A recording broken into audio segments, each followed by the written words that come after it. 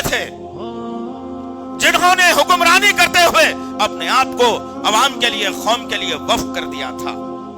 एक मौका ऐसा आ गया कि मेरा खलीफा ये सोचता है कि उमर के डर से, उमर के खौफ से लोग इसके पास मुकदमे लाने से डरते होंगे.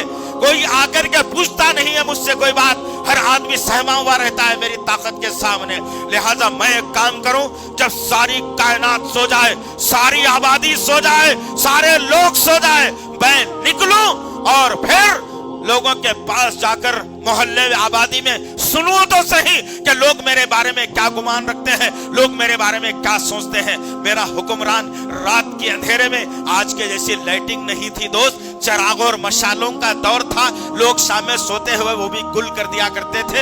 इतनी मुफलिसी और गरीबी थी कि लोग चराग जलाते भी नहीं थे रात तमाम. मेरा खलीफा हुक्मरान निकलता है, घोड़े पर बैठा हुआ, एक गली से रास्ते से जा रहा है मेरा हुक्मरान, मेरा खलीफा जा रहा है. अचानक एक औरत के घर पर नजर पड़ती है. वो औरत अपने 3-4 मासूम बच्चों को लिए बैठी है. बच्चे अपनी माँ से कह रहे हैं, अम्मी जान भूख लगी है, जल्दी से खाना निकालो, खाना खाना है, भूख लगी है, खाना निकालो, खाना खाना है. उमर बिन खत्ताब अपने घोड़े पे से उतरा और खामोश दीवार के साए में बात को सुनता रहा. माँ अपने बच्चों को बहलाती रही. चूल्हा जल रहा है, चूल्हे पर बर्तन रखा हुआ है. वह माँ कहती है, कुछ देर और रुक जाओ, खाना पक रहा है, अभी कुछ देर में खिला दूंगी. बच्चे बिलक बिलक कर नींद के आगोश में चले जाते हैं. माँ उस बर्तन को चूल्हे से उतारती है और बाजू रखती है. उमर बिन खत्ताब दाखिला लेता है और पूछता है, माँ अपने बेटों को खिलाती क्यों नहीं? माँ कहती है, क्या करूं, पहचानती नहीं उमर बिन खत्ताब को, खलीफा कौन है जानती नहीं. कहती है, मेरे भाई क्या करूं कि मेरे घर में आज कई दिन का फाका हो गया है, खाने के लिए कुछ नहीं. मेरे बच्चे भूख से बिलक रहे थे, मैंने खाली बर्तन को चूल्हे पर चढ़ा दिया, बच्चों को जो है ना समझाती रही, बहलाती रही. बच्चे भूख से बिलक बिलक कर सो गए. मैं भी अभी सोने वाली थी, आप यहाँ पर दाखिला लिया. मेरे हुक्मरान ने कहा, रुक जाओ बहन, आपका भाई अभी आता है.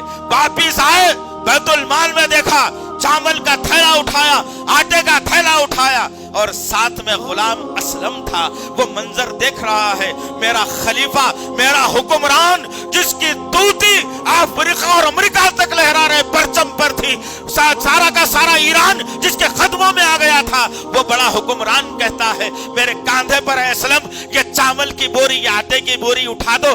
गुलाम कहता है, आप तो आका हैं, आप हुक्मरान हैं, मैं गुलाम हूं, आपके कांधों पर कैसे चढ़ा दूं? मैं तो ये बोरी अपने कांधों पर डाल लूंगा. उमर बिन खत्ताब मेरा हुक्मरान कहता है कि हाय हाय असलम, तू समझ नहीं सका मेरी बात को. वो औरत मेरी खिलाफत में 3-4 दिन और पता नहीं कई दिन से भूखी मर रही है.